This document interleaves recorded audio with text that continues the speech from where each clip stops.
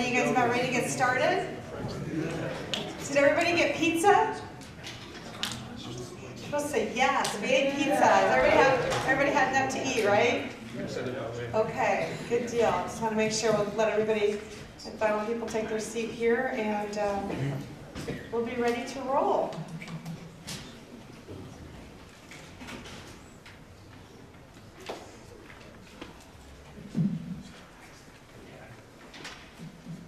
Okay, let's go ahead and get started. So, hi everybody, I'm Sandy Richtermeyer. I'm the Dean of the Manning School of Business, and see many familiar faces, very involved and engaged students out there. So, very happy to see all of you here tonight.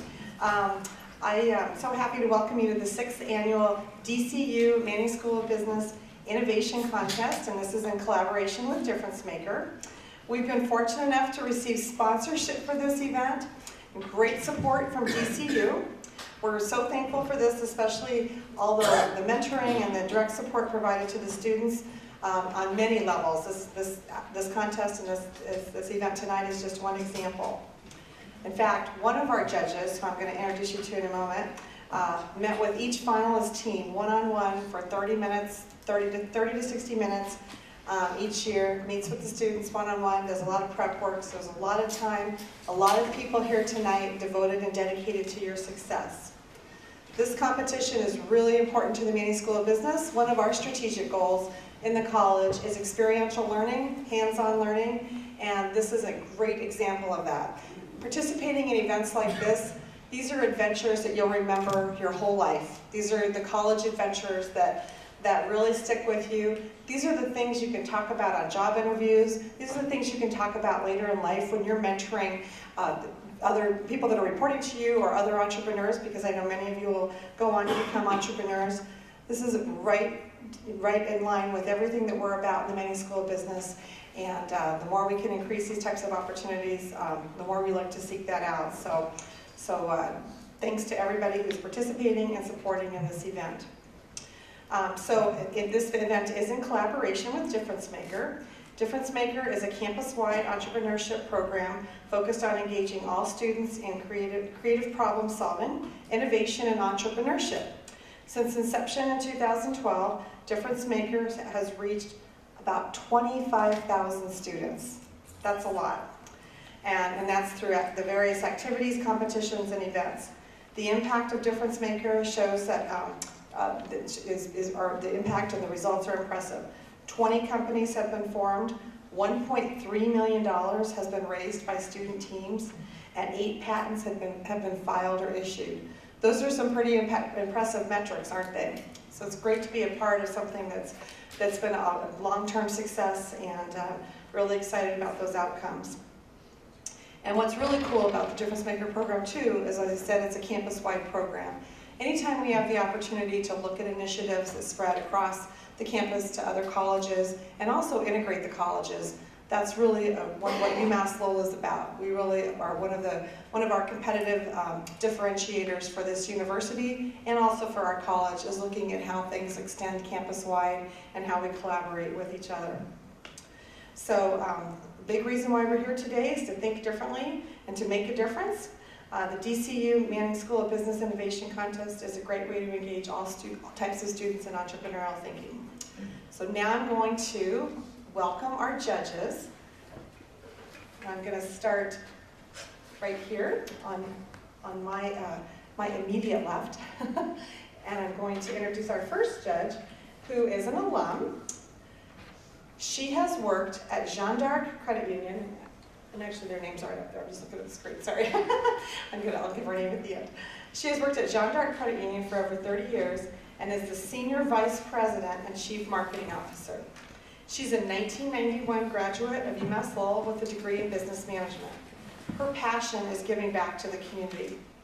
In fact, the Student Athletic Club, which is the SAC Club of UMass Lowell, named an award after her, dubbed the Michelle Severa Heart and Soul Award. So that's pretty cool, the Heart and Soul Award. And so I just gave away her name, so I was going to hold it till the end. And this award is given out annually, once a year, to a student athlete who demonstrates a passion for giving back. She sits on several local boards, including Jeanne d'Arc Credit Union's We Share a Common Thread Foundation, the Greater Lowell YMCA, and Powers of Flowers Project. She also participates in 2 committees here at the university, the UMass Lowell Financial Wellness Group and the UMass Lowell Peer-to-Peer Advising Group. She resides in Pelham, New Hampshire with her husband Mark. She has one son, Cody, who's a recent grad of Texas State University, and she loves to watch UML hockey, fish, travel, and listen to music. Please join me in welcoming Michelle Severa.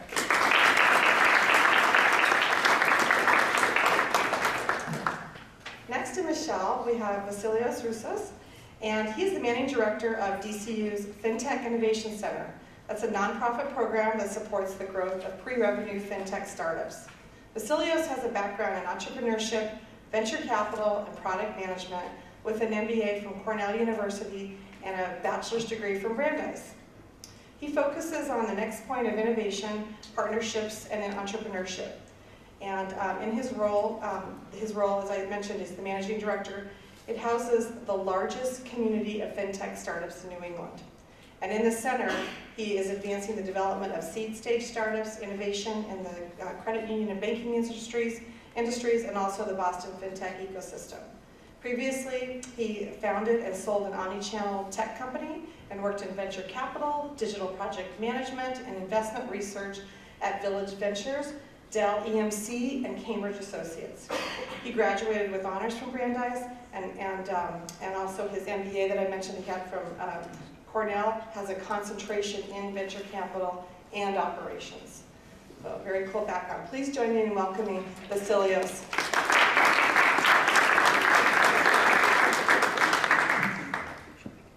Our next judge is DCU's president and chief executive officer. He's the one I was mentioning earlier that spent one-on-one time with the students participating in this event tonight. He gives a lot to UMass Lowell, a lot of his time, his expertise, and his energy. He's responsible for leading DCU, including setting strategy development and execution of business plans to achieve the credit union's results. He's been with DCU for nearly 27 years and started out as an internal auditor in 1991 and became senior vice president and CFO in 1996. In 2009, he became president and CEO. Before coming to DCU, he was a senior accountant at Wolf & Company, and he's a CPA, and to be a CPA, he has his degree in accounting from UMass Lowell, and he received his degree in 1988. He serves on the board of directors of various institutions and currently serves as an advisory board member for our college. And so I know some of you have met him at some of our advisory board meetings as we provide opportunities for students to interact with the advisory boards. He's also led efforts related to the formation of DCU FinTech Innovation Center, and that's the center that I mentioned earlier in Vasilios' bio, which is the FinTech startup in Boston. So please join me in welcoming Jim Regan.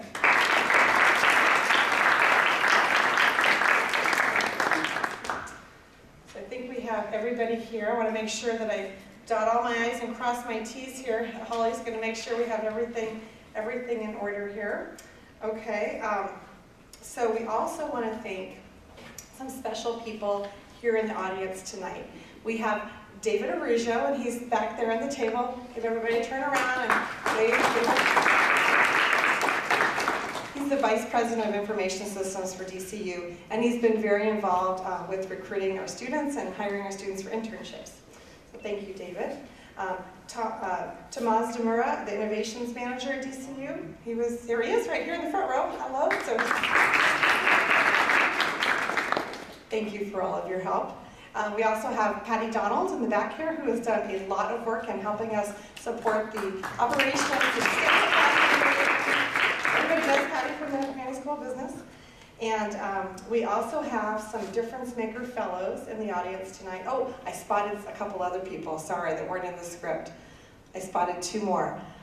I spotted Steve Tello back here. So Steve, what was your role in Difference Makers? Have you been involved with this at all? A little bit, yes. A little bit. We've got our founding fathers back here. So Steve Tello, Steve stand up, our Vice Provost for Innovation and Workforce Development.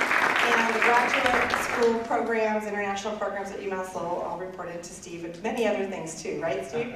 And next to Steve, we have Tom O'Donnell, and Tom does all kinds of things with our iHub, manages many different initiatives on campus. You've been involved with this for a while too, right, Tom? Just a little while, right? That was my first engagement with the university 6 years ago, the first year. And look where you are now. This is great. That's fantastic. And next to Tom is Mike Siuchta, and Mike Siuchta is a difference maker, or Professor Siuchta is a difference maker fellow, so and stand up and wave. And Professor Siuchta does so much for all of the entrepreneurial initiatives that we have at our college. He is so involved and engaged with many activities, and it's just great to have him here and all that he's done. We also have another difference maker, a previous difference maker fellow in the audience. I've just spotted her, and this is Dr. Deb Finch. So Deb, if you'd like to stand up. Thank you for all the work that you've done for so many years and to continue to do to support our entrepreneurial and our experiential learning community. Much appreciated. And I'm just looking around to make sure, somebody's, okay, I can't see. I'm sorry, you guys are pointing, oh, okay, we have other difference maker fellows in the audience, so actually, let's have them all please stand because I don't know all of them, okay? So we have Aman Shaheen, and you are with the College of Education, and when is your contest? Well, we don't have a contest at the College of Education, so Oh. that's why I'm here. Oh, okay. So we want you to have a contest. Okay, somebody today told me that all the colleges were having contests this week, and I was trying to figure out how all of them fit together. So you're part of our contest, which we are thrilled. Thank you so much. So thank you for all you do for the Difference Maker programs, and thank you for being here tonight. Very nice to meet you. Did I miss any others? I know I'm looking around. We've got some. We have Michelle. We have Michelle there, and she's in the College of Fine Arts, Humanities, and Social Sciences, but she also teaches in the Manning School of Business, right? Yes. And do you teach in any other colleges? I want to make sure I have it all correct. So you're a dual college person, right? Which is fantastic. Thank you. We also have some of our adjunct faculty here tonight. We have Kevin Willett. He's in the back, and stand up and wave, Kevin. He's here to join us tonight and support the students. You're always so supportive of the students. Thank you, and Michelle as well. And did I miss anybody else in the? Okay. Oh, do we have students that are difference maker students? Okay. So we also have. I just want to make sure I have everybody here. Hunter Mack. Do we have Hunter Mack here? No. Do we have Neil Shortland here? No, they're not students. They're professors. And Holly, do I have? So everybody's pointing at me. Okay. So I don't have all the names. Okay. We'll go through the rest of it later on. Okay. Who am I missing here? Anybody? I'm good. Okay. Cool. All right, so we got to make sure we include everybody in the audience. How about this? If you're a student in the Manning School of Business, wave your hand. All right, so thank you all for being here to support the event tonight. Okay, so we're going to go ahead and get started with our first team. Is that correct, Holly? We got all that together? Okay. And the first team is Asset Tracker.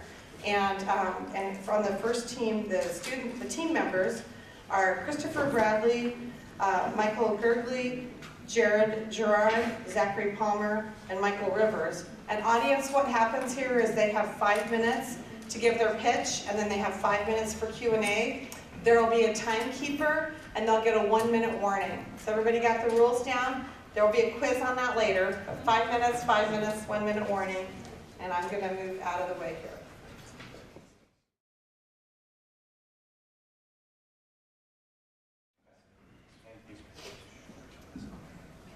In his article, The Evolution of American Currency, for the American Business Insider, Zach Floro says that we're transitioning away from traditional money into a cashless society.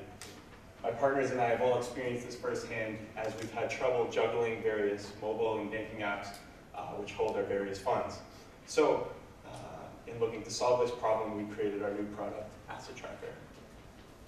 As a business, we would create a more convenient and effective approach to organization for the banking members invested in things like stocks and cryptocurrencies. We were inspired to pursue this project, as I said before, as a result of our own frustration having to navigate multiple trading apps regularly, say Robinhood, the DCU app, and then our mission statements. Our business's purpose is to assist banking institutions in the implementation of stock and crypto trackers into their mobile applications. And our vision for the next several years is to grow our portfolio, consistently acquire new clientele, and develop more software features. Chris is going to talk about our business description. Thanks, Mikey. To start the company, a small initial investment would be required, which would be used to hire a small software engineering team. Our operational expenses would include things like basic software and equipment for the software engineers to use. And our marketing expenses are especially important because our success is dependent on finding new clients. Once we experience initial success, we would then invest our efforts into creating more features to attract different banking institutions. Now Zach is going to talk about how the service works. Our primary product is an integration of other apps, so other balances from other services, into the banking company's application. So this would show how a Robinhood account would get added onto the list of accounts that are already existing within the DCU app. You would have the ability to just view those account balances right there in line with everything else. There would also be a simple way to add new accounts with new services with a button placed there on the bottom. We would integrate two-factor authentication when logging into these services to ensure that customer security is preserved and that no credentials are stored in any way that would be insecure. And we would also implement an ability to transfer funds between accounts if we have the opportunity to further develop that. Now Chris is going to go over some of the competition. So for our market analysis, our target market is software development companies for banking institutions. There are over 100,000 general software companies in America. We would be providing a new service for these banking applications. Competition will come as a result of other banks becoming aware of the service that we would implement. A primary competitor would be software development companies. Our subtle competitors are IT and software teams already within the banking institutions. Now Mike is going to talk about the funding.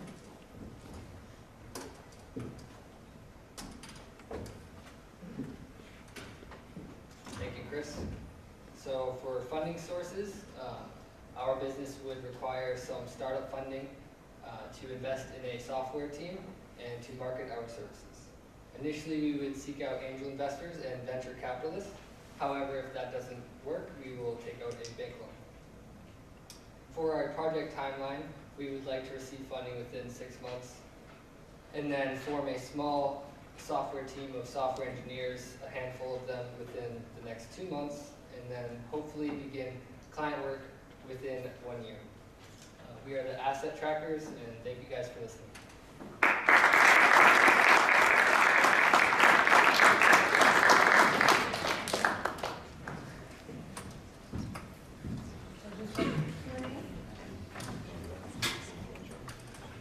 Have you guys looked at other solutions outside of banking applications that provide similar functionality?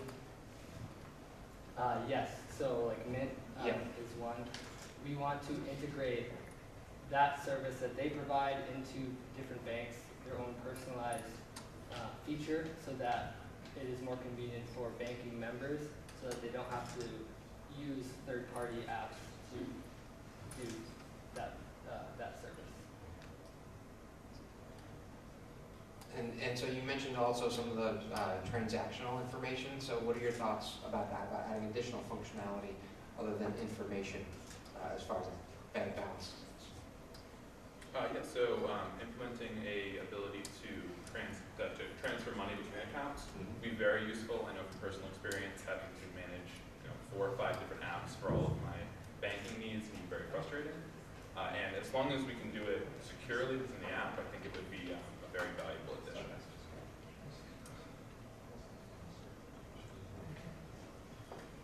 So what's your couple things. You talk about, what's your definition of a small engineering team? I would say about maybe 5 to 10. So how much, and I guess the other part is what's your thought on the funding side of things? I mean, going directly to VCs and things like that, you're willing to give up part of your company or a significant part of it or control right off the bat? Yeah, we would trade equity for investments to fund like the small software engineering team. Any thoughts of how much money you would need up front to start?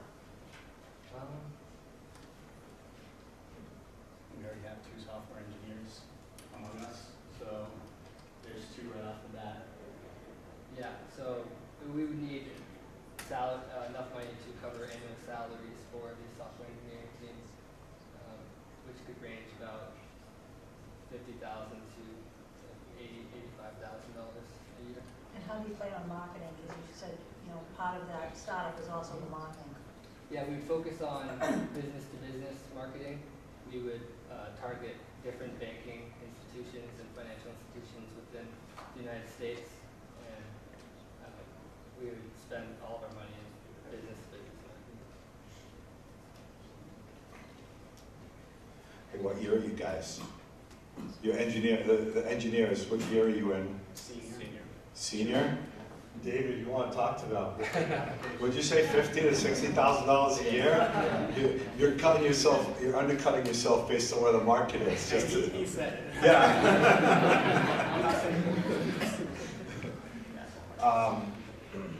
So, I don't know where we are.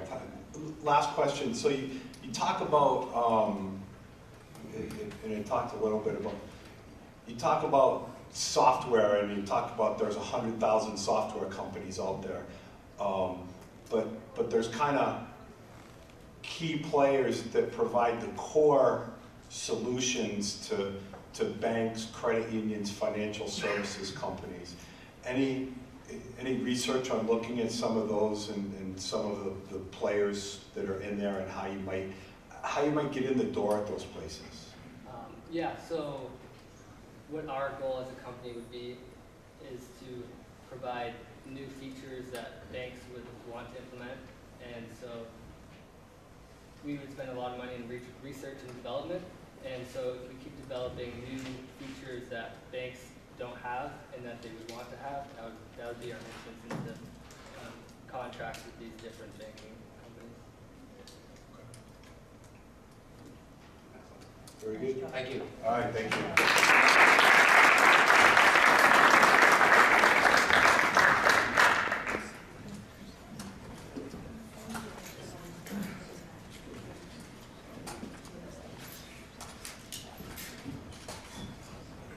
Give another round of applause for Team Asset Tracking.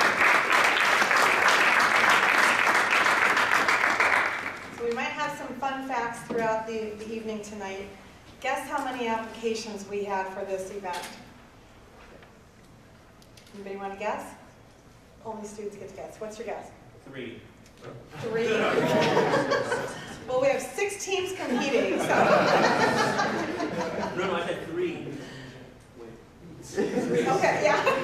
Well, guess what? We had 16 applications for the event. That's the most applications we've ever received. Is that right, Holly?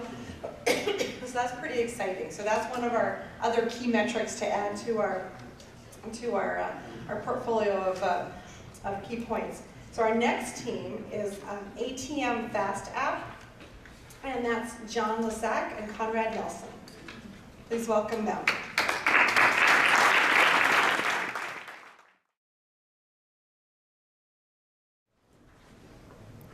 Hi, my name is Conrad Nelson. I'm John Lissac. And we're here today to present our solution to the ever-growing problem of ATM card theft. So our mission is to better protect DCU bankers by eliminating 100% of ATM card theft, while also adding major convenience to every trip to the ATM. So in the United States, every year there are over 15 million cases of credit card theft. And One of the most common forms of credit card theft is card skimming. And this accounts for millions of cases a year, and at an average of $650 per case, that's easily hundreds of millions of dollars lost per year. In addition, there's physical attacks, which can cost millions per year, but the toll on the person is much higher than the numbers show. There's also card trapping, another common form, which costs about $150,000 per year. But in addition to these numbers, what's also at risk and in jeopardy is the reputation of the bank. So we want to find out if there's been any effective solutions in recent years, seeing if the problem has gone up or down. And we found a FICO report in 2017 that said there's been an increase in cards compromised 10% and an increase in card readers compromised 8%. So this shows that the trend is only increasing. Thieves are only getting away with it more. So billions of dollars have been lost to ATM skimming over the past decade. Michael Lee, CEO of ATM Industry Association, said, "The PIN is the front door key, and if you protect the PIN, fraud cannot be committed against that card." This is the exact problem we're going to be taking away with our ATM Fast App feature. This is a feature that eventually will be adaptable to any banking app and eliminates any possibility of a card or a PIN being compromised at an ATM. To go through the process, it's essentially a way to withdraw money from your account mobilely on your phone. You'd start off, you log into your DCU banking app as you do today to check your balance or make a wire transfer. Next, you'd now be able to select to withdraw. You choose the account you'd like to withdraw from and the amount you are withdrawing. From there, a random PIN will be generated and given to you. You'll be prompted to choose an ATM, and you can even opt to use our location services that will use a GPS to direct you there if needed. Upon arriving to the ATM, all that's left to do is to select a new option that will be present of a mobile transaction. Next, you just insert your randomly generated PIN, and your cash will be dispersed. This is adding a major benefit to the banker. First and foremost, what we all care about the most is our security, and that's exactly what we're eliminating is ATM theft altogether. That's through the usage of our dual verification. So for each transaction you make mobily, you receive a randomly generated PIN unique to your transaction. And the only way for this PIN to be valid and to work is with the GPS pinpoint technology we have that acknowledges that your phone is present and directly next to the ATM at the time of the transaction. Altogether, this overall minimizes your time spent at an ATM, which minimizes the time you are vulnerable to be scattered out and mugged upon leaving the ATM. This also adds a major convenience as there's less time and steps while you're at the ATM itself. And yes, you're still going through the steps, but you're doing it mobily on your phone, and this can be done through the comfort of your home or house or wherever you please to do it. This is also a major benefit to the bank that chooses to use this feature. If DCU chooses to use this feature, it's showing innovation. It's solving the ATM theft problems that have been present for so long, and we've seen little done to prevent it. It's attracting customers by showing them that you care. We'd love to offer our feature first to the over 500,000 users that choose DCU as their banking, and believe that this number will only grow as more and more people will choose DCU once they see they adopt this technology. But eventually, we'd like to offer this nationwide, even globally, to prevent the billions of dollars that have been stolen from ATM theft. Thank you.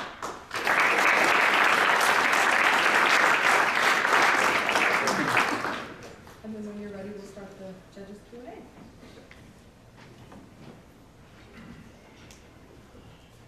In addition to banks, have you thought about other partners that you could use to that would work in conjunction with your product, or that you could distribute your technology through? In addition to ATMs? Yes, like the ATM networks. We haven't considered that. We haven't thought about that. Possibly just because this is meant for DCU, but we definitely would be open to more applications. Yeah, going off that, we believe in order for the technology to gain popularity, first we need a bank to adopt the technology to make it more well-known, and then we believe the majority will follow suit as they see the new technology evolving. So yes, that is very possible in the future. Have you thought about pricing your product? So, What sort of mechanism would you use to come up with a price point? we believe we're planning to license it, I guess, to the banks that choose to use us. We have not thought about the pricing. It's still in development, and we would need to see exactly how much this is going to cost us first. Yeah, we would want to do small test runs, and we believe it would be, if it could save millions, even billions of dollars a year for banks in just the United States, we think it would definitely be worthwhile. And that would help us determine the price. And that would be in the millions. What do you think is your first step or next step moving forward? Our next step, so I actually spoke to both engineers and ATM technicians through atmgurus.com. I contacted some of them just to verify how doable is the technology.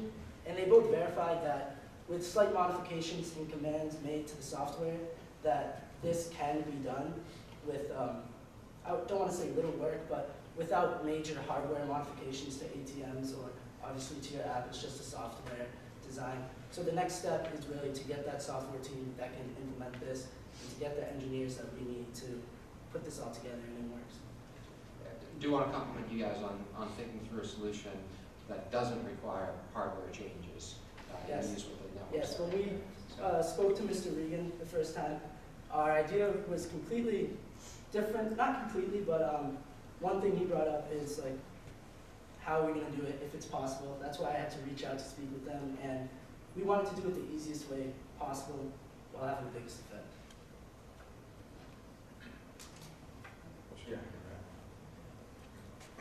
So what do you anticipate, with this approach, what do you anticipate the cost side of things being? What's it going to take to develop this and at least get it to a prototype point so that you can demonstrate it? So where we came up with the GPS pinpoint method of verification, I drive for Uber, and I know when you get to an address, and only when you get to that address does the timer start, the countdown for when the rider has to come, and it's only when you get there. So you don't need a whole GPS, and you don't need, and this is all in the Uber app, it's in the Lyft, all the ride sharing. So it simply recognizes when you're at the location, and it recognizes when you are not, when you leave right away. So we believe that using that. So I guess maybe my question wasn't clear. The application itself that allows you to do this, are you looking to just sell this idea to folks, or are you going to actually develop it and provide the software that's necessary and can be incorporated into the apps? Yeah, we wish to develop the software, get funding for making that, and then make it so it's adaptable to any banking app, and then present it. I guess that's the part. Do you have any concept as to hours or time or money that would be needed in order to do that? Not exactly on how much to develop an app. Not exactly. Okay.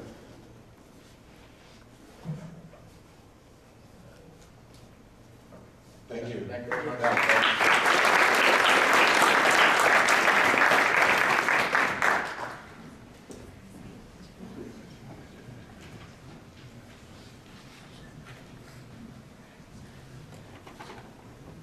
Give one more round of applause for ATM Fast. So one more fun fact, we're going to get fun facts in between the teams because we have 6 total teams.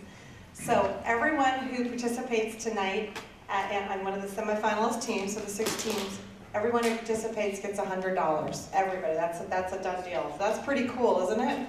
So everyone who all right. So now we are going to welcome our next team, Chipaway. Okay, so we'll have Team Chipaway come up. Team Chipaway's members are Will Hanna, George Lee, Peter Maitland, and Hannah Wright.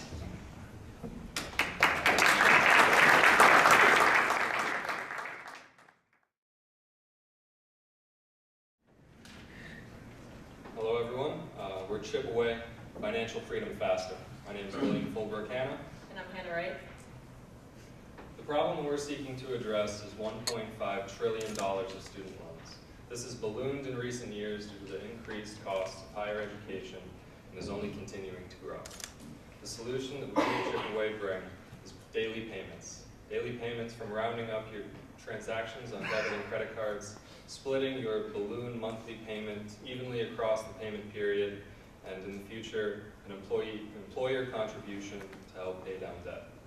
The objective that we have is to pay down $38 billion of outstanding federal loans, which represents 2.5% of the current outstanding balance.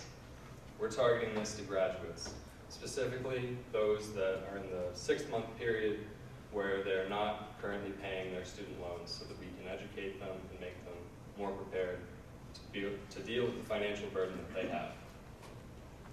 Our mission is to provide a simple, effective, and automatic solution to empower graduates to take control of their student debt and build financial confidence for the future.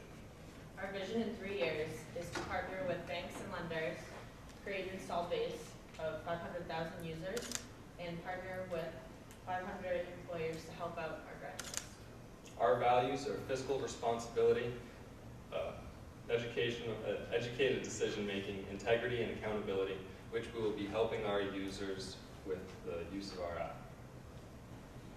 Why use Chip Away? Daily payments represent the most effective way of paying down debt for the fact that most student loans accrue interest on a daily basis, and so spreading it out over a payment period rather than a balloon payment at the end is the most effective way to decrease the amount of interest that we pay on our loans. Visualization is important for users so that they can see the effect of their actions today on what they'll be paying in the future. Scenario analysis will put graduates in the driver's seat of their financial education so that they can play with the gear, bells and whistles, so that they can understand the effect of different contributions towards their debt. We'll ensure that they are not leaving anything on the table in terms of benefits that they are currently already eligible for, whether that is decreased interest rate on their loans with the enrollment of autopay or the different federal payment structures. Now let's take a look at our own community here at UMass Lowell. With currently 18,000 students, we only contribute a tiny piece to the student loan debt that burdens our nation nowadays. The undergraduate student loan debt of a UMass Lowell student is around $32,000. The problem is clear. We conducted over the past few days a survey of 135 students. The purpose of the survey was to further explore some pain points that burden our students and what they currently face nowadays. 47% of our students are currently stressed about their student loans. The majority of our respondents said that yes, they are thinking about their student loans daily. And 61% said they have not started paying down their student loans. Our target market is graduates. We intend to target the graduates because these are the people that face the most interest that are accruing during their loans. Some characteristics of the target market are students that have one credit card or debit card and are currently employed. Now, let's take a look at, shift away from the community here at UMass Lowell and shift into the national view. So student loan debt, as we mentioned before, is $1.5 trillion, and that is held by 44 million students. The average undergraduate student loan is $37,000, and the interest that accrues in addition is $12,000. Who we're facing. The current competition in this market space is primarily Gratify and ChangeEd. These companies offer similar offerings, but Gratify's three main are employer-sponsored loan repayment, 529 plans, and loan refinancing. Changed offers the roundup on daily transactions with the ability to make payments with a $5 minimum and provides some simple education on student loans. Where Chip Away is going. We're currently hoping to have a minimum viable product for April 2019 and build it out from there. By the time, we're hoping that by August 2019 we will have secured a strategic partnership with an FDIC-insured entity to enable us to facilitate payments on student loans, and then by September, with that strategic partnership, we would start the rollout of targeting employers. Thank you.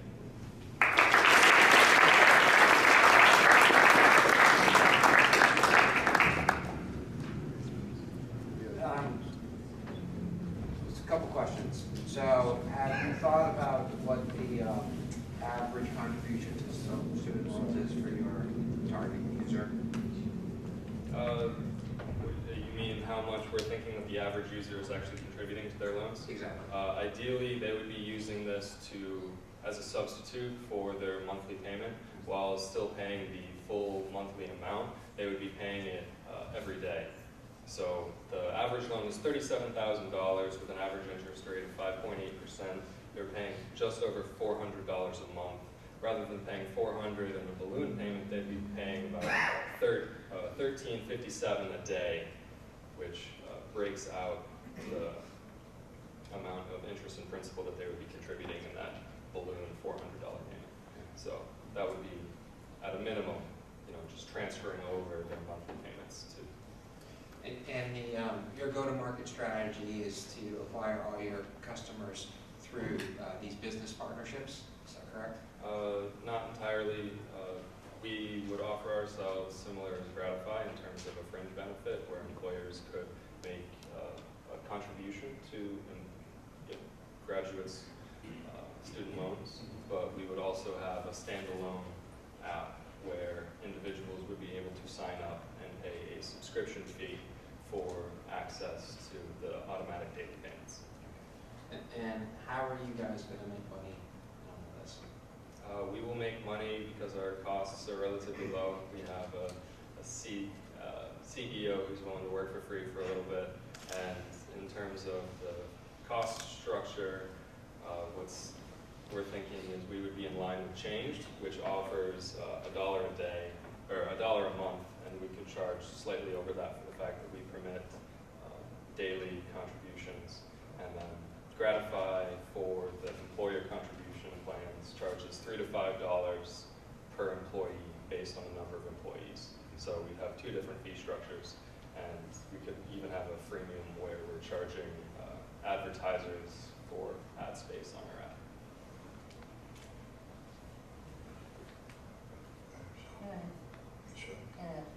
So what, so first of all, the rest of your team's sitting in the back.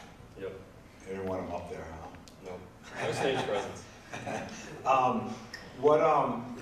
So in reality, you talk about the timeline and things, and you've got some sweat equity or people committed time, but are you saying that there aren't going to be any real hard costs or expenses on your part in the development phase of this, or if there is, any ballparks on where you think that would be at? Well, we're currently already spending $400 a year on Google Suite for email. I expect that we'd be spending at least $1,500 on Unity Pro to push the development of our application into different platforms. Other than that, I'm sure George would like to get paid eventually. So, what about the rest of you? We're free for now, but we would like to get paid. Okay. So we actually have at the center a company called Future Fuel. Have you heard of them? I've not heard. So we supported them. So they're a Gratify competitor who is rolling out actually a similar solution to this in the marketplace. And so one of the things that was quite surprising to them when they went to the market is that the reconciliation process of once they contribute the money to the loans, and then figuring out what the right sort of balances are so you can report back to the user. This is how much you contributed to your various loan payments, and this is the current balance. That process was far more complicated than one could possibly imagine, and the integrations involved around that was also far more complicated. And so they had to sort of go back to the drawing board and rebuild their technology stack to properly address all of those items. So one of the things as you think about this is determining how you can build your technology in a way that properly accounts for all of that stuff. And I think that you guys are sniffing about it in the right way, because where they came to the conclusion on is what enterprises are really looking for is a way to distribute perceived value to their customers and get engagement from their employers, right, to get better financial behavior. And I think that's where you guys are coming in on this, so congrats for sniffing out a good pathway here. Thank you. Yeah. One other thing I would throw out to you on that, and it goes back to the mathematical side of it, you're going to have a per diem. Depending on what the balance is, hopefully you're actually impacting the principal when you're making those daily payments as opposed to just it being the per diem interest, so you're actually not reducing the principal on it. You follow what I'm saying? So if your per diem on interest is $15 and you're paying $13, it could undermine your whole concept, so you just want to take a look at that side of things. Yeah. But nice job. Okay. I also like the slogan. Right? Yeah. I thought that was pretty good too. Thank you. Okay. Pretty good. All right.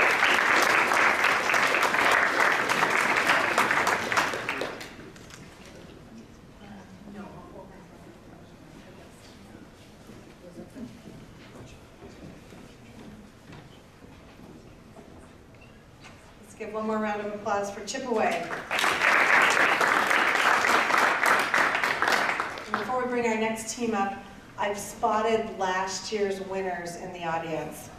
And there's one of them. He's about to leave, so that's why I had to spot him out. So we have Greg Montemuro and David Seibert. And stand up, Dave, so everybody can see you there.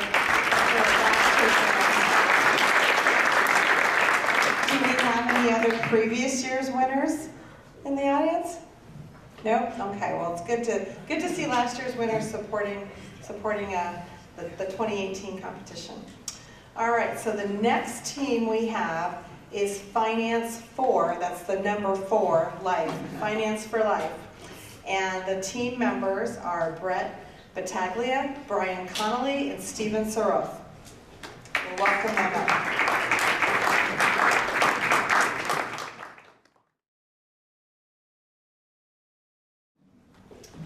My name is Stephen Sarouf. Brian Haley. I'm Brett Battaglia. And we are Finance for Life. So we came up with this idea recently. I was working at a financial institution, and it surprised me how many of our clients didn't even have basic personal finance knowledge. I remember one time I was helping a woman pay her credit card bill, and she wasn't understand how every month she would make her minimum payment, yet her principal balance wouldn't go down. Basically, she had a credit card, but didn't know what interest was. This was the last straw, and that night I went home and I talked to Stephen and Brett about this, and we tried to do some research on the problem. This is one of the first key pieces of research that we've seen. On this map, you can see that only 5 states in the United States require high school graduating seniors to take a personal finance course. And even in Massachusetts, only 2% of graduating seniors have ever taken a personal finance course. This inspired us to do further research and to design this app. So what is Finance for Life? Finance for Life is a nonprofit business and with an app that's focused on teaching finance to our youth. So what it is it's a basic app that has learning modules starting at a basic level of finance all the way to an expert professional level. This way a user can work through these modules and learn throughout the app finance concepts. We will also have games so they can apply those finance concepts in a fun way. Not only that, is we want to keep our users continuously coming back. So we want to have weekly raffles so that the more you participate, the more raffle tickets that you get. So have them keep coming back and keep using our app throughout the week. And lastly, we want to incorporate a social platform to this as well, where people can go on a forum basis, ask questions, kind of have some fun, post pictures. And you can also friend your friends and family so you can see their progress and where they stand on the app as well. Now, Brett is going to talk a little bit about our app design, or our mission statement is to provide a quality financial education and increase the percentage of financial literacy in our country. Along with, through games, raffles, and the social aspect, we will bridge the financial knowledge gap for the future and present generations. Yeah, so I was tasked with creating a demo for our app, kind of just creating it to see how the functionality would work and how it would look as well. I talked to the guys about how we wanted to go about this, and we thought that the best way to do it was to keep it simple. Make sure that it'd be easy to navigate, make sure the interface would be easy to operate, and that no one would have any issues with it. As you can see here, this is what our app would look like on a typical iPhone screen. And these slides here show our login screen. Once again, very simple, very easy to use. The basic username, password, sign in. No one would really have any issues with this, but it doesn't sacrifice the functionality or the aesthetics of the app. Here we have the home page and an example of what the profile page would look like. So on the left is the home page there. We have our different tabs that you can click on, which would take you to exactly what they say on the page. We have profile, we have games, modules, friends, raffles, and support down at the bottom if anyone needs any help with anything. The picture on the right there is the profile page, where you can do things like put a profile photo at the top. It shows you the level of knowledge you have. Under my name, Brett Battaglia, I would be a novice. It says it under there, I'm not sure if you can see it, but and it would increase as you go through the modules. You can also do things like check your settings, check the raffles and see how many tickets you have, and it'll show you your awards as well as you go through the modules and gain the awards. Yeah, so our market analysis and competition. Right now there are a lot of financial literacy apps out there, but they're really focused on a young age of 6 to 13 years. So like a lot of apps, they're kind of fun names like Bankaroo. So they're really focused on a young age, but we want to kind of push that a little bit. So our target market would be ages 15 to 21, which would be high school, college students. This is the age where you'll retain the most information and our raffles would be the most attractive. And with these businesses at such a young age, these people aren't applying that information to their everyday lives, while students leaving college or graduating high school really need to know this information and apply it into their lives. So our funding right now, we're just working on our minimum viable product through our resources at UMass Lowell. Our connections, we're going to hopefully get through some connections through freelancers, and we're familiar with places like Fiverr, where we can create a very cheap app just so we can have it in the hands of people so they can actually try it out and see the functionality of it. Like I said, we want to have a tangible app to bring to investors and donors. And then also we want to put our efforts into crowdfunding. We also have capital to be invested as founders. Questions? Thank you.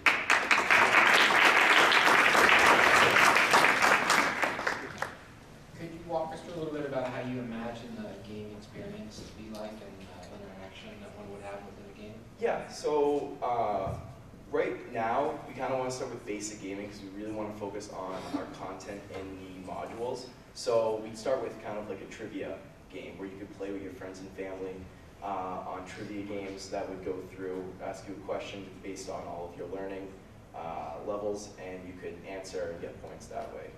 Kind of a little multiplayer fun type of game to start out with. And so do you imagine this as sort of one big game that people would engage with, or is it really a series of different games? To start, we'd probably just have like one game, but later down the road, we're not good with making games for an app. None of us are computer science majors, so we want to almost partner with games that need a platform to start testing their game out and apply, and we can apply finance to it as well. So we also looked into that route as well. Talk about prizes. Walk me through prizes for that age group and who funds the prizes? Yeah, so the prizes would be either bought by Finance for Life or donated. To start, we want to have prizes that could go with any geographical area, like gift cards to start out with. Later down the road, when this expands, where we can focus on geographical area prizes, we can do things like sports tickets, concert tickets to really kind of drive the geographical appeal. So what about the content? Where's that coming from? Yeah, so when we talk about the content, we're creating a basic layout of how we want it to look. Now, we've been through basic finance courses. We have a finance major on our team, but that really isn't enough to make it feel like you're really learning something past your basic level of knowledge. So We also want to look into talking with professors and industry professionals to see how we can really make this feel professional, feel like you're learning past, once you get to a certain level, you're learning past that basic level of knowledge. When you look at marketing opportunities, are you looking at going to students, or are you looking to go to the schools and try to push it that way? So we had talked about going to different schools and even after school programs. I know there's a lot of, I know Mr. Regan had talked about the Lawrence Boys and Girls Club, places like that who are looking for opportunities with their students and kind of just get in there for free and see if they'll just use our app, see how the students like it and get feedback that way. Because that's another way we can bring Finance for Life, is not just the end user, but bringing it to schools and after school programs where a professor or teacher can track their students and see if they've completed it, use it as assignments for learning as well. And as a nonprofit, how do you see yourself sort of funding the company and developing partnerships or customer acquisition? So we'll have, I think, do you want to go up to the ad that we have on there? That you... Yeah, sure. We were kind of going to, one of the things we were going to do after the fact, we were going to try to do some ad generation there and kind of put an example of what it would look like, at least down at the bottom. We were going to try to push that route above everything else. Yeah, we're going to work through donors as well, and donor marketing. Very good. Yeah. Thank you. Thank you.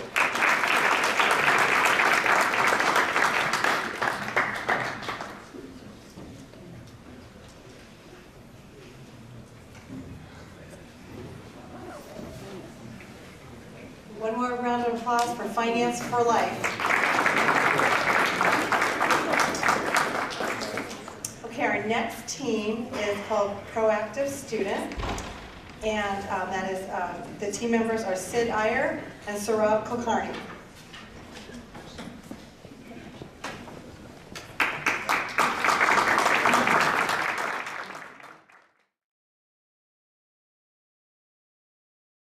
Alright, so very good evening to one and all present here. I'm Saurabh Iyer. I'm a plastics engineering student. And I'm Saurabh Kulkarni. I'm a PhD student in mechanical engineering department. And we're here to propose our idea for the Proactive Student Program. Now, how many people in the audience agree with me that there is a pressing need for financial literacy among the youth population in the country? Great, more than 75%. So, the current student loan debt crisis in the United States has taken its toll on the financial economy, with the estimated debt to be close to $1.4 trillion. In such a scenario, there can be three different ways to alleviate these existing debt crisis problems. One of them can be the universities could reduce the tuition and cost-related expenses, maybe not with the current inflation rate. Banks can reduce interest rates on the loans, well, if they have an incentive, sure. But can students become financially literate, learn to manage their own expenses, and have a certain amount of savings? That's what we're here for. The Proactive Student Program, we seek, our executive summary, we seek to alleviate student loan debt crisis, inculcate financial literacy, and form a three-way partnership between banks, students, and universities. This provides an advantage to all three entities such that students come up with good credit scores, low student debt, banks have more customers, and universities have higher enrollments, and other advantages too. So looking at the root cause of the high amounts of debt for students when they graduate, students, the large amount of debt is associated with a lack of a proper budget, lack of expense tracking, and lavish spending. But the root cause leads back to a lack of financial literacy. Through the Proactive Student Program, we provide financial literacy education to help students prepare a budget, track their expenses, which is the first step to achieving financial freedom. And here's how we do it. Our service is mainly divided into two components. There's a financial literacy education component where we are working to design an interactive visual learning curriculum with the help of financial experts from universities and the industry. There will be courses ranging from how to calculate compound interest to how to trade stocks, along with hands-on experience for using trading softwares.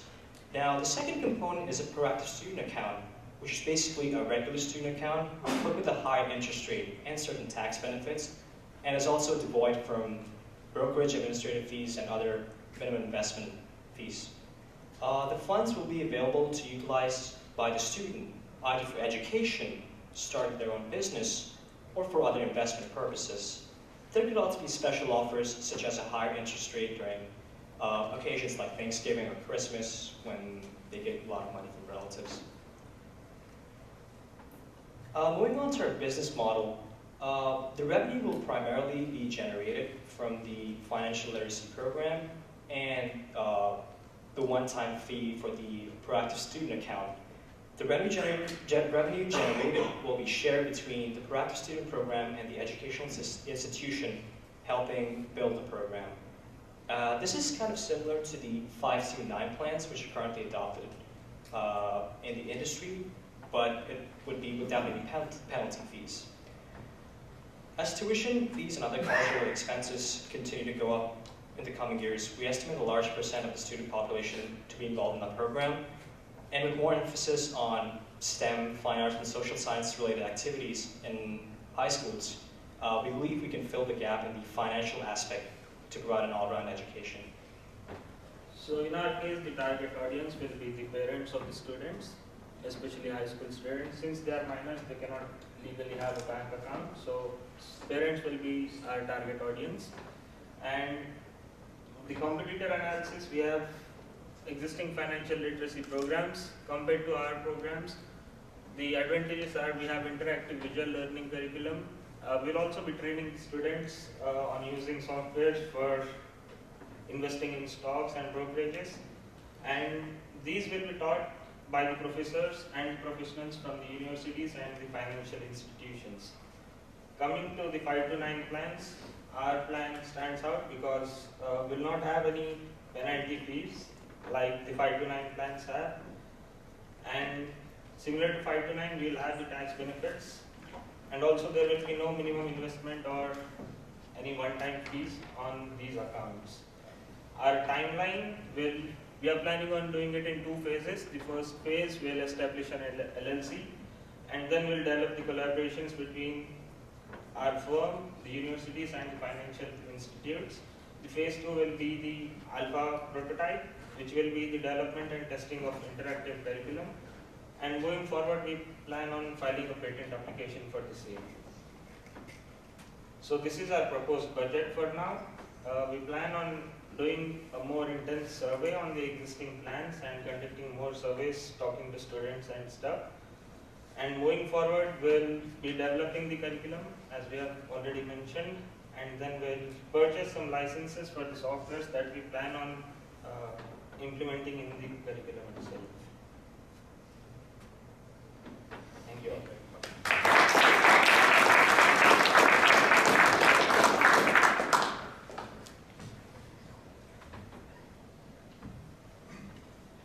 So, you talk about comparing this to the account to the 529 plan and the benefits over the 529.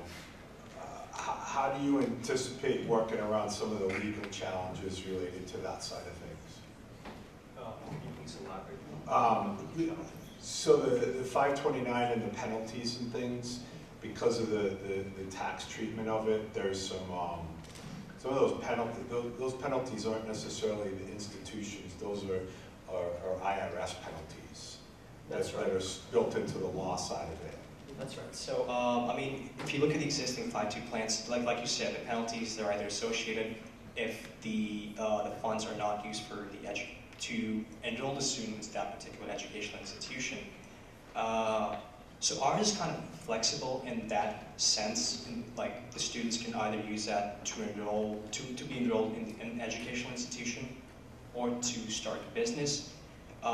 We would ensure that it's not go towards any wrong purposes. Where do you guys' core competencies in building this? Where do you see that building your strengths? It's going to be in the interactive learning curriculum. It's not going to be just like courses where you plan that are taught by a professor. It's going to be more of a one-on-one interaction with the student. And as a visual curriculum, there's going to be, it's going to be from industry experts, so they know their stuff and they know what they're talking about. along with guest speakers if necessary. And are you selling, who are you selling to? Are you selling to the parent, or are you selling to the end user? That's right. So our primary target will be the parents, because they know the importance of financial literacy for their students. And if there are parents who have to tap into their retirement savings to enroll students in the college, that's something they'd be thinking about. So those are going to be our primary target audience. And we'd also look to partner with universities who can help us develop our curriculum to form a 3-year partnership. And how do you think you guys, moving forward, what would be the first level of validation to sort of prove that you can have success in these efforts? What would that be? So of course, the first step, we would establish ourselves as a limited liability company and start working on the prototype. Then we would test the likelihood of the success of the prototype by conducting a survey to see how people like this. That's how we proceed to move forward initially.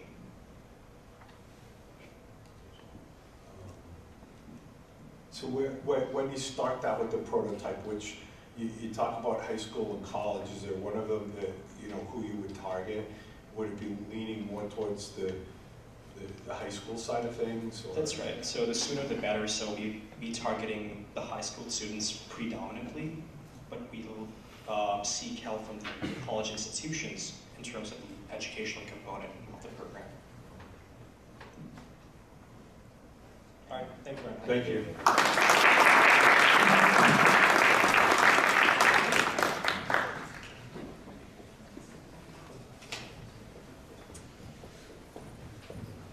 Okay, one more round of applause for proactive students.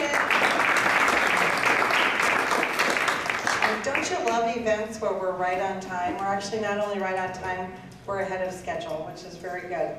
So now we're going to have our final team, which is, their team is called the Universal Cash Deposit ATMs, and that is Keegan Lapierre and Aiden Kilgannon.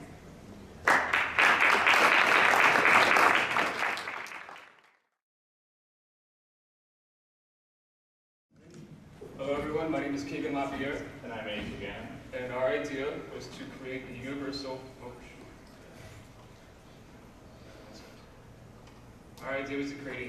cash deposit ATM system.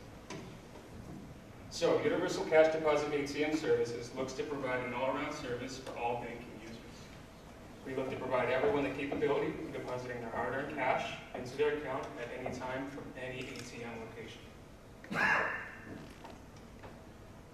Our mission is to provide a universal cash depositing service that is incorporated into every ATM. We look to work with existing banks and ATM providers, as well as provide our own ATMs in convenient locations for our users. Our plan is to sell our universal cash deposit system to banks. Our service would be set up in such a way that it would allow for users to deposit money into their bank accounts from any ATM, regardless of that ATM's bank affiliation. Users would be charged a small service fee whenever they make a deposit into their ATM, and that service fee would be split between our company and the owner of said ATM, therefore incentivizing banks and ATMs to buy our software and use our service. And we hope that within 2 to 3 years, once it becomes profitable to do so, we can even make our own ATMs so that we're taking 100% of that service fee. Our goals,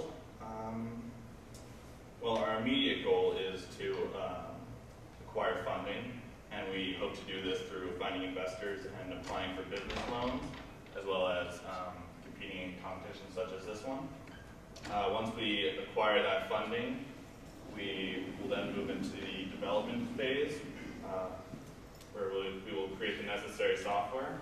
In order to do this, we need to create a team of skilled developers.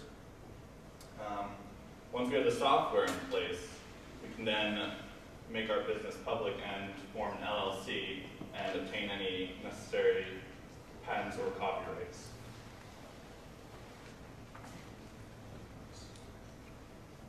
Oh, and once we've done that, we hope to purchase our own ATMs in the future. Oh, and when we also, after we've become an LLC, we need to reach out to banks to convince them to use our service. Factors for success. So one major factor is that we need banks to be interested in our idea, because if they don't like our idea and they don't want to use our service, then it won't work. Another factor is we need to acquire the necessary funding to actually develop the software. We need to create flawless and secure software that can be easily implemented into ATMs. It's important that the software is flawless, because since we are dealing with people's money, there would be serious legal ramifications if an error were to occur. We also, after we go to the banks and get them to use our service, we then need to lead a marketing campaign to raise awareness for our service so that people know that they can go to any ATM and deposit money into their bank accounts. So a lot of our factors for success are also our risks. One risk is that banks won't be interested in our idea. Another risk is that we won't receive the necessary funding to actually develop our software. Another risk, I already talked about, possible software malfunctions. It's important that our software is airtight. There's new competition, which I'll talk about later in the presentation, and also another risk is that banks might implement this service separate from us, and they won't use our company. Awesome. So UCB ATM Services plans to provide a service to both existing banks and banking users. For banks, we want to provide a software service that handles the payments to users of their ATMs who don't actually have a bank account with that bank. We plan to set up a payment system similar to Venmo, where money is deposited directly into your bank account. And on the statement for the user's bank account, it'll read something like UTM or UCD ATM deposit, K number, which is kiosk number, 123 or whatever it may be. So for the technology, the software we create to accomplish our goal would handle sending money directly to the banking user's specified bank account, and assessing the total fee charged to the banking user and splitting that fee amongst ourselves and the bank. So our software will be developed using Java and C++ code, which is what regular ATM functions use to create their software.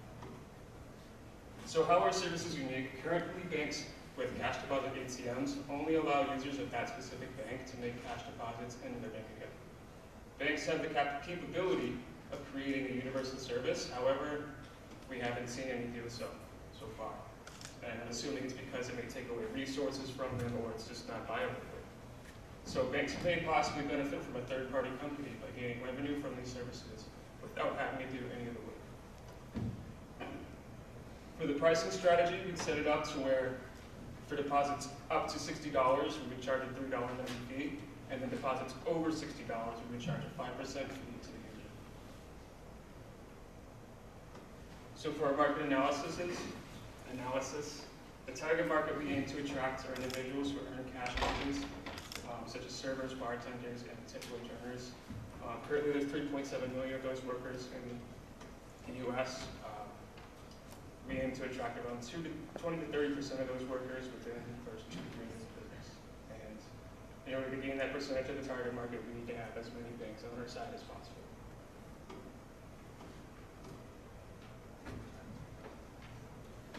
Should we keep going? We're at time. Okay. Yeah, Yeah. 6 minutes. Yep, we're at time. Yep, so we'll go ahead and move to questions.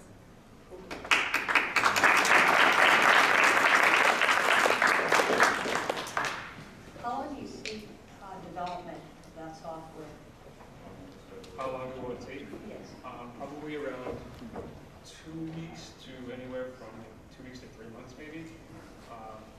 With a dedicated team of developers. Yeah, so we were looking to find developers on Upwork.com, and our estimated cost on that would be $3,200 to $8,000, depending on how long it takes. The average daily price they charge is around $55 to $60 an hour. How'd you guys come up with this idea? I'm currently a user of USAA, and there's no banks up here for USAA, and I'm a bartender, so I can't really deposit cash in my account.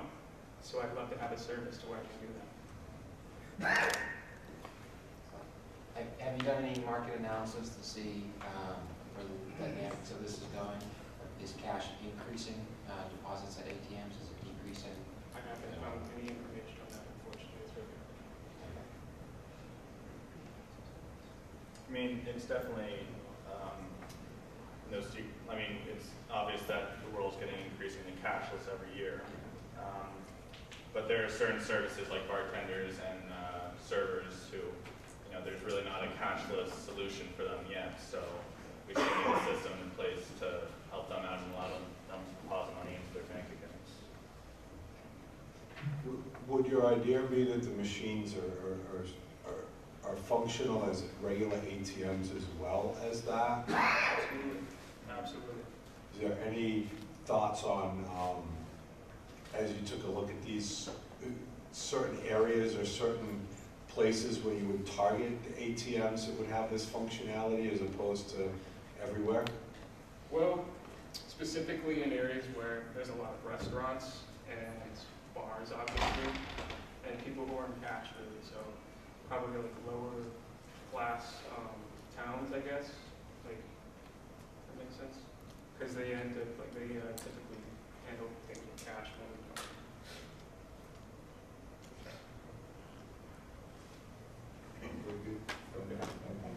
Yeah, thank you.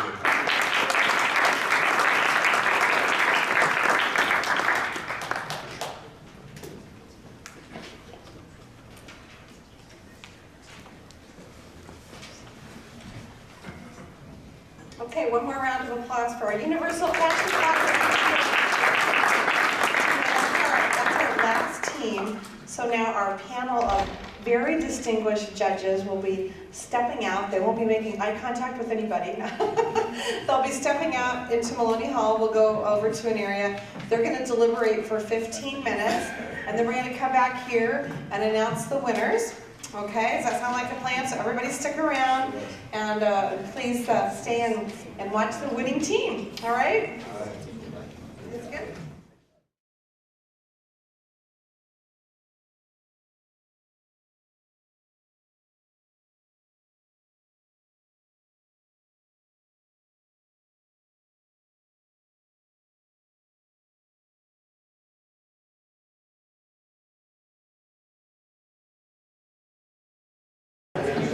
Okay, everybody, we're going to wrap this up. We're going to announce the fun, exciting part. Everything's been exciting, but this is the part where everybody's been waiting for. So as we reconvene, and you can stand if you want, or sit down, however you guys are comfortable, we want to first thank our very esteemed judges and for all their hard work and effort, and we have gifts for them as well. So here we go, here's our other judge. So we want to thank Jim, Vasios, and Michelle. Let's give them a big round of applause. Thank you. We want to give them their gifts because they're going to be in photo ops. I also want to thank Ed Brennan. Is he our photographer here tonight? Ed is awesome. He's our University Relations contact for business. Ed is always with us at all of our events. You work late. I think we wear you out. We keep you working about 24/7 sometimes. So thanks for being here, Ed. Ed's going to be taking group pictures of all the teams. And then also, before we announce the winner, I want to give a big thank you to our leader, our fearless leader of this initiative, Holly Butler. Holly has been with, and the students have got to know her a little bit, but I just want to give you a quick background. She's been with the Difference Maker program for 7 years now. Her current title is Entrepreneurship Initiatives Program Director. And for the students, I know that you many times have probably talked with her and discussed with her. She's a double Riverhawk, and soon to be a triple Riverhawk. Holly did her bachelor's degree here in the Manning School of Business, and then also did her Master of Science degree in the entrepreneurship program, which used to be called the Innovation, Technology, and Entrepreneurship program, MSITE is what we used to, and now the program is just the Master of Science in Entrepreneurship, which actually Dr. Siuchta back there is the program director, program coordinator for. And then we also have our visiting school Fulbright scholar, please stand, Dr. Chun, and she's here from Vietnam, and you're here until January. And you're basically staying in the College of Business and learning from us and sharing ideas. And we're so honored to have you here with us tonight. I didn't see you earlier, so let's give her a big round of applause. If any of you students are ever thinking about a Fulbright program, be sure and have a conversation. It's very exciting. And one other thing about Holly, though, real quick too, about the MSIT. So she's getting her PhD in focusing in entrepreneurship. She's in her second year at the PhD program in May School of Business, and that's why you're going to be a triple river hop before we know it, right? So it's pretty cool. All right, so I think that's everything before I have two other gifts. We'll give them their gifts now, and then because they're also going to be involved with the program, and just make sure I have everything. So we want to give a gift to David Arujo. So David, for the DCU back here. We have a gift for you. Okay. And where is Tomas? Oh, there he is. Here he is. Tomas, thank you for all that you've done for the contest. Okay, so this is the big moment. Okay, so the winner is the Chipaway team.